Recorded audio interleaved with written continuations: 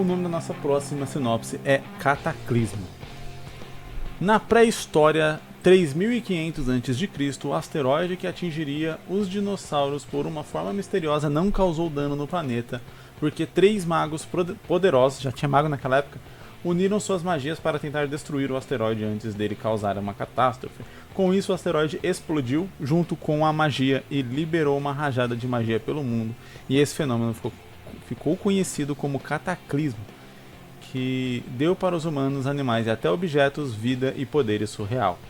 Nesse mundo chamo Cataclis, chamado, eu imagino, talvez um mundo chamado Cataclis, existe um menino chamado Ugi, que tem o sonho em ser o rei dos cataclismos. Esse título é passado de geração em geração por pessoas fortes que salvaram o mundo.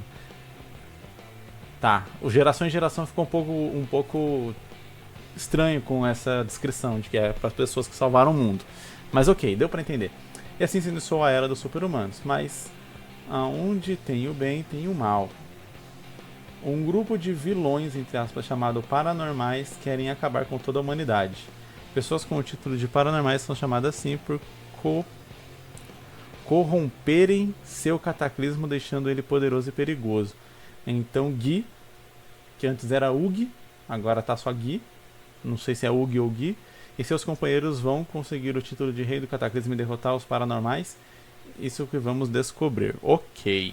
Então a gente tem aqui algo um pouco padrão, né? Eu diria que alguns dos objetivos, eles estão objetivos simples demais, sabe? São aqueles objetivos mais diretos possíveis. Então, eu quero ser o cara mais forte, porque sim. Eu quero destruir toda a humanidade, mesmo eu sendo um humano, porque sim. Então, tipo assim, o que eu faria aqui seria desenvolver melhor esses objetivos dos personagens. Não tem nada de errado no protagonista querer ser a figura de maior poder, maior autoridade, maior força, etc. naquela sociedade. Não tem nada de errado com isso, desde que você apresente um contexto onde ele querer aquilo seja algo mais emocional para que quem tá lendo consiga se conectar com aquele personagem e não seja só eu quero ser rico porque todo mundo quer ser rico, e é isso, sabe? Dá pra ter uma história onde você tá acompanhando alguém querendo ser rico e você torcer para que aquela pessoa consiga por mérito dela, por como você apresenta aquela história, aquela motivação do personagem. Da mesma maneira que não é errado você fazer um vilão que quer, sei lá, destruir toda a humanidade, destruir o planeta, dominar o mundo, qualquer coisa desse tipo.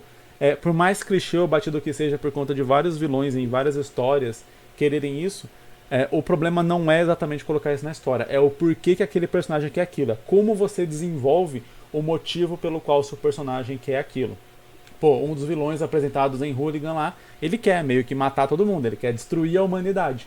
Enfim, tem um desenvolvimento do motivo pelo qual ele quer aquilo. Se isso vai convencer o leitor ou não, aí, claro, né, vai depender da minha habilidade de autor em como contar a história. Mas sim, eu tenho um vilão com um objetivo mega clichê. E aí, qual que vira a minha tarefa quando eu coloco um objetivo clichê no meu vilão?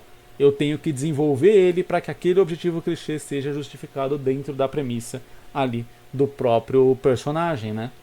O dominar o mundo, ele tem a mesma função, sabe? O porquê que o personagem quer dominar o mundo, qual que é a motivação, de onde ele tirou essa ideia de dominar o mundo, como que ele acredita que vai ser possível aquilo. Todas essas coisas têm que ser trabalhadas dentro da história para que o leitor consiga pegar essa ideia e ele realmente achar aquele um objetivo interessante, superando o preconceito que ele já tem com aquilo, né? Então, quando a gente tem um vilão que o objetivo dele já é mais criativo, você tem menos trabalho em como você vai apresentar e desenvolver aquele objetivo, porque não existe já um preconceito, não existe já algo negativo pré-estabelecido para aquele objetivo do vilão. Mas quando o personagem quer ser a figura de maior poder, ou quando o vilão quer dominar o mundo ou destruir toda a humanidade, o leitor já entra com preconceito de tipo, putz, mais um vilão que quer dominar o mundo, caramba, sabe? E aí, se você não tem todo um trabalho de realmente construir essa motivação, apresentando ela para o leitor para quebrar esse preconceito dele, sua história fica muito mais difícil de ser contada. E objetivos são sempre as partes mais importantes de qualquer história, né? Os personagens são a parte importante de qualquer história, e os personagens eles só são tão importantes assim porque eles estão diretamente interligados com o caminho que a história vai seguir e como o leitor vai se conectar com aquela história. Então por isso que eles são a coisa mais importante. E isso tudo eu resumo dentro dos objetivos que você apresenta para aqueles personagens, porque um personagem ele pode ser extremamente carismático, mas se ele não tem um objetivo claro, se ele não tem uma motivação clara, se ele não tem uma história que emocione e toque o leitor de alguma forma, então aquele personagem não serve para nada na história, ele não é tão importante assim quanto como a gente diz que um personagem é importante geralmente para a história. Tanto que mesmo elementos inanimados em alguma história são considerados como personagem de acordo com o nível emocional e que você deposita naquele elemento. Então, por exemplo, Gotham é um personagem em Batman, Konoha é um personagem em Naruto, Wakanda é um personagem lá no Pantera Negra. Então, tipo, o ambiente onde aquela história se passa, ela é considerada um personagem porque sim, você tem desenvolvimento, você tem aprofundamento, você aprende a entender e se importar com aquilo de uma forma igual você se importaria com um personagem, com uma pessoa ou algo do tipo. Então, chama-se essas características de uma cidade é um personagem ali em determinada história, porque ela é trabalhada tal qual se trabalharia um personagem. E ela vai gerar um nível de empatia e emoção no leitor, tal qual um personagem geraria.